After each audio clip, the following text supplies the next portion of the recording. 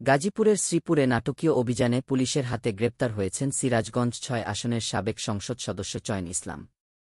রোববার ৯ ফেব্রুয়ারি রাত ১২টার দিকে উপজেলার টেপিরবাড়ি গ্রামের মাটির মসজিদ এলাকা থেকে তাকে আটক করা হয়। স্থানীয় সূত্রে জানা গেছে, মরহুম খায়রুল ইসলাম মিলনের মালিকানাধীন ৬তলা ভবনের ৪ তলার একটি ফ্ল্যাটে দীর্ঘদিন ধরে আত্মগোপনে ছিলেন চয়ন ইসলাম। বৈষম্য বিরোধী ছাত্র আন্দোলনের নেতাদের কাছ থেকে তথ্য পেয়ে রাত ১১:৩০টার কিছু পর ওই ভবনটি ঘিরে ফেলে পুলিশ। পুলিশের উপস্থিতি টের পেয়ে বাড়ির ভেতরে চাঞ্চল্য সৃষ্টি হয়। মুহূর্তের মধ্যে ৪ তলার নির্দিষ্ট ফ্ল্যাটটি ঘেরাও করে আইনশৃঙ্খলা বাহিনী।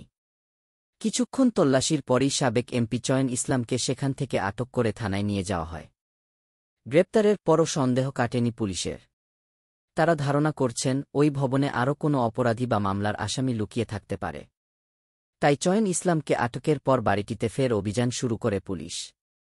শ্রীপুর থানার ভারপ্রাপ্ত কর্মকর্তা ওসি মোহাম্মদ জয়নাল আবেদিন মণ্ডল জানান, এ বিষয়ে বিস্তারিত পরে জানানো হবে।